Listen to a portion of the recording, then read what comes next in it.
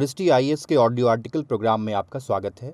आज का हमारा आर्टिकल द हिंदू में प्रकाशित लेख saving biodiversity securing earth's future और वर्ल्ड इकोनॉमिक फोरम की वेबसाइट में छपे लेख saving biodiversity why our mental and physical health depends on it के सम्मिलित सारांश पर आधारित है। इसमें टीम दृष्टि के इनपुट्स भी शामिल हैं।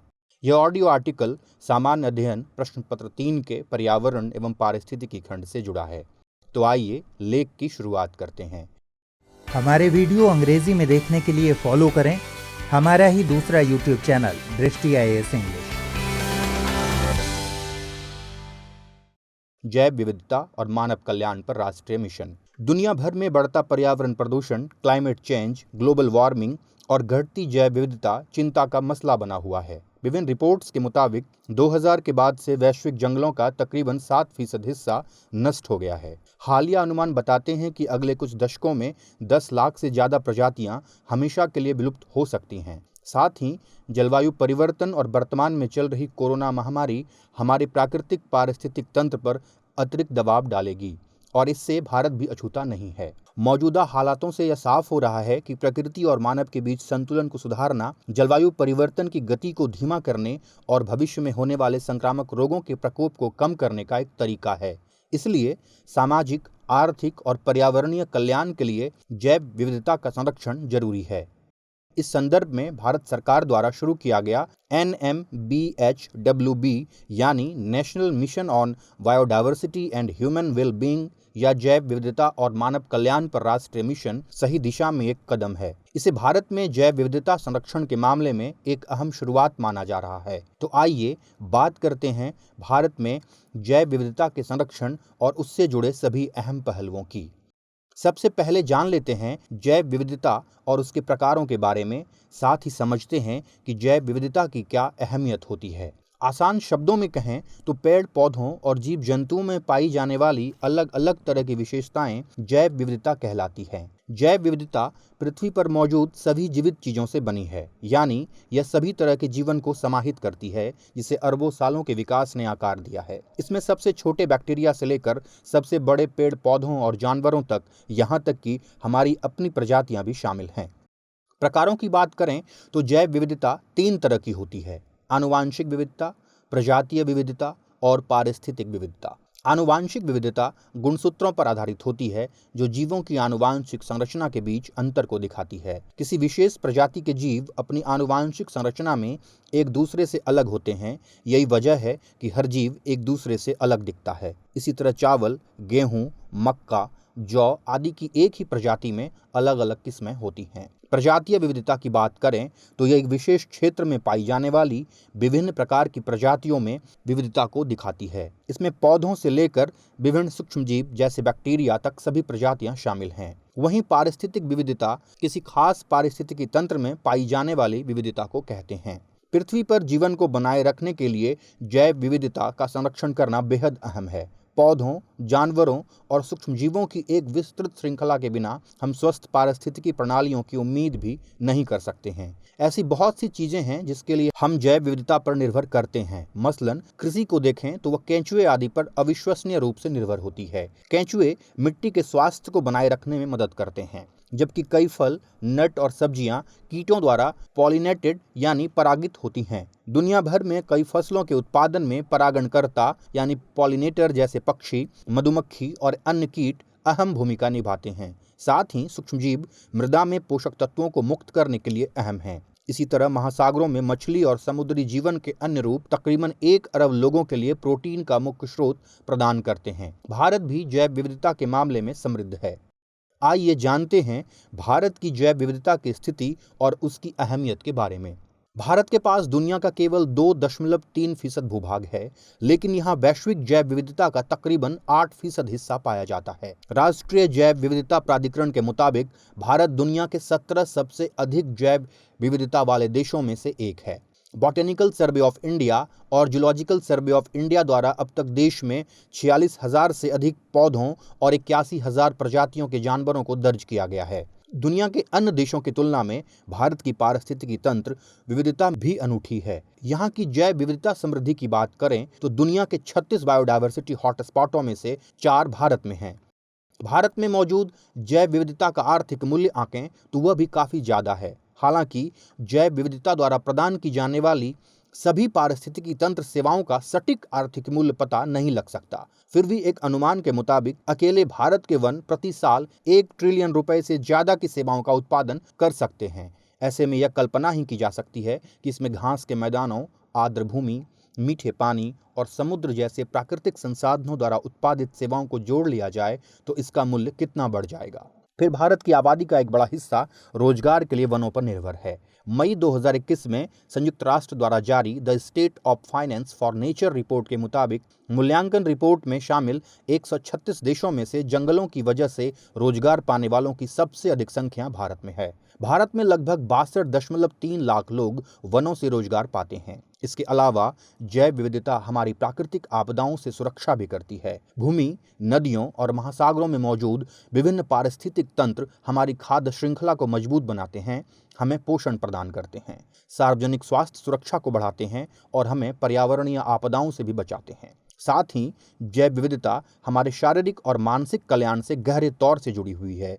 इसी के संरक्षण के लिए जैव विविधता और मानव कल्याण पर राष्ट्रीय मिशन शुरू किया गया है।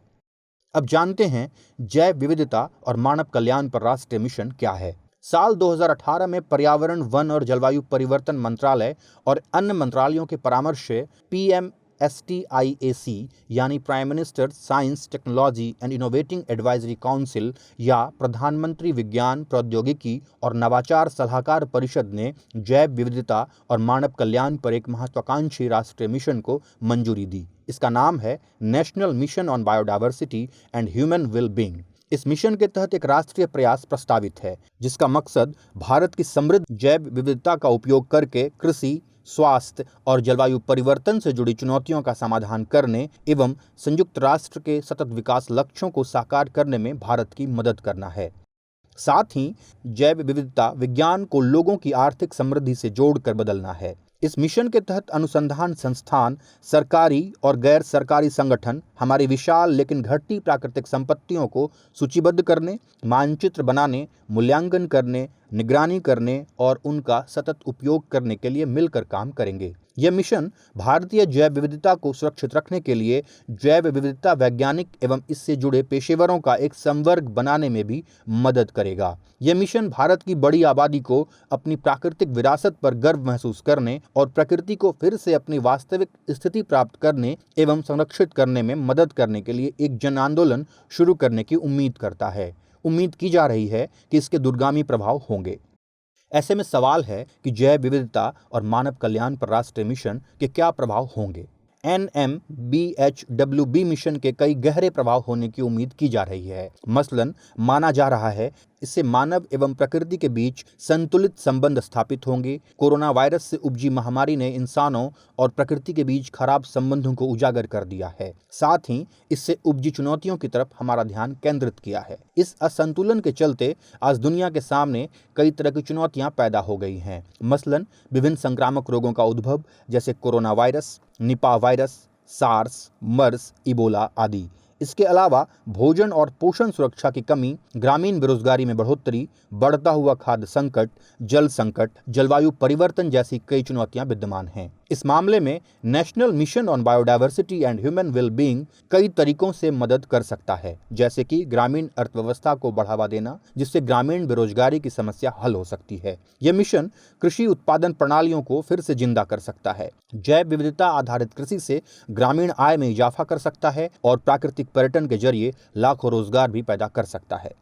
इस मिशन के जरिए अंतर्राष्ट्रीय प्रतिबद्धता को भी बढ़ाया जा सकता है। मिशन की मदद से भारत को CBD यानी कन्वेंशन ऑन बायोडायवर्सिटी या जैव विविधता पर सम्मेलन, गरीबी उन्मूलन, न्याय एवं जीवन की सुरक्षा सहित सामाजिक मुद्दों से संबंधित UN के सतत विकास लक्ष्यों के ढांचे के तहत अपनी प्रतिबद्धताओं को पूरा करने में मदद कर सकता है। इसके अलावा उम्मीद की जा रही है कि यह मिशन भारत को प्राकृतिक संपत्ति के संरक्षण और सामाजिक कल्याण के बीच संबंध बेहतर करने के एक जरिए के रूप में उभरने में मदद कर सकता है। अगर इस मिशन के जरिए भारत की जैव संपदा फिर से बहाल होती है तो इसके आर्थिक लाभ भी होंगे। इसके अलावा भारत की डिग्रेडेड यानी निम्नीकृत भूमि में पुनर्स्थापन गतिविधियों से कई मिलियन नौकरियां पैदा हो सकती हैं। आपको बता दें कि भूमि निम्नीकरण का अर्थ है भूमि के प्राकृतिक गुणों का ह्रास होना। भूमि संरक्षण और प्रबंधन पर ध्यान न देने और लगातार भू उपयोग करने के कारण भूमि के गुणों में गिरावट होने लगती है, यानी भूमि का निम्नीकरण होने लगता है। ऐसी भूमि कृषि आदि कार्यों के लिए उपयोगी नहीं होती है। इस तरह की भूमि को निम्नीकृत भूमि कहते हैं। हमारे देश के भूमि क्षेत्र का लगभग 1/3 हिस्सा निम्नीकृत भूमि है। United Nation conventions to combat desertification के अंतर्गत 2030 तक भूमि निम्नीकरण को रोकने का लक्ष्य रखा गया है। भारत ने भी सतत लक्ष्यों के हिसाब से इसे प्राप्त करने का लक्ष्य तय किया है। इसके अलावा यह मिशन जैव विविधता को बनाए रखने, सामाजिक एकजुटता को बढ़ावा देने और एक महत्वपूर्ण लक्ष्य के लिए जनता को एकजुट करने के लिए राष्ट्रीय प्रतिबद्धता विकसित करेगा। लेकिन इन प्रभावों को हासिल करने के लिए भारत को मिशन के बेहतर क्रियान्वयन के साथ साथ कुछ सुधारों पर भी ध्यान देना होगा। ऐसे में सवाल है कि आखिर क्या हो आगे की राह। कोरोना वायरस महामारी के भयावह हालातों को देखते हुए हमें प्रकृति के साथ अपने संबंधों के पुनर्निर्माण के तरीकों पर विचार करना चाहिए। इस संदर्भ में NMBHWB मिशन एक समग्र एकीकृत दृष्टिकोण और व्यापक सामाजिक भागीदारी को बढ़ावा दे सकता है। लेकिन सरकार को यह सुनिश्चित करना होगा कि इस मिशन का बेहतर क्रियान्वयन हो ताकि इसके ठोस नतीजे मिल सकें। इस मिशन में कई पर्यावरणीय चुनौतियों, जिसमें नदियों, जंगलों और मिट्टी का क्षरण, जलवायु परिवर्तन के खतरे आदि शामिल हैं। उनके हल के लिए प्रकृति आधारित समाधानों को बढ़ावा देने की दरकार है। वैज्ञानिकों का मानना है कि वन हेल्थ कॉन्सेप्ट को लागू करने में अप्रत्याशित सार्वजनिक स्वास्थ्य चुनौतियों के समाधान की क्षमता के साथ साथ भविष्य की महामारियों को कम करने की निवारक क्षमता भी है। इसलिए इस मिशन के साथ वन हेल्थ कॉन्सेप्ट को भी जोड़ने की जरूरत है ताकि जैव विविधता संरक्षण के साथ साथ न केवल सभी जीवों की सुरक्षा सुनिश्चित हो बल्कि सार्वजनिक स्वास्थ्य चुनौतियों का समाधान भी किया जा सके। इससे हम भविष्य में आने वाली महामारियों को भी रोक सकेंगे। 21वीं सदी की जटिल पर्यावरणीय चुनौतियों का सामना करने के लिए सिविल सोसाइटी के साथ साथ आम जनता को भी जोड़ने के लिए जागरूकता फैलानी होगी। प्राथमिक से स्नातकोत्तर स्तर तक लाखों छात्रों के लिए पर्यावरण शिक्षा से सांस्कृतिक परिवर्तन द्वारा पर्यावरण परिवर्तन के लाभ को बनाए रखने और आगे बढ़ने पर काम करने की जरूरत है ताकि हम जैव विविधता संरक्षण की दिशा में अपने उद्देश्य पूरे कर सकें। आइए अब नोट करते हैं आज का सवाल। जैव विविधता और मानव कल्याण पर राष्ट्रीय मिशन के बारे में बताइए। भारत की जैव विविधता के संदर्भ में इस मिशन के क्या प्रभाव होंगे।